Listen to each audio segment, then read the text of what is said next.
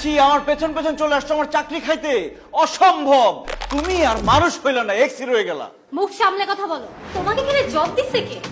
দেশে কি লোকজনের অভাব পড়ছে নাকি? খবরদার বাজে ব্যবহার করবো না। বাজে মানুষের সাথে বাজে বিহেভই করতে হবে। এই, এই! আবার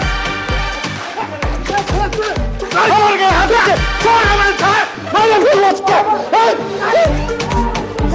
এখানে হচ্ছে নাকি?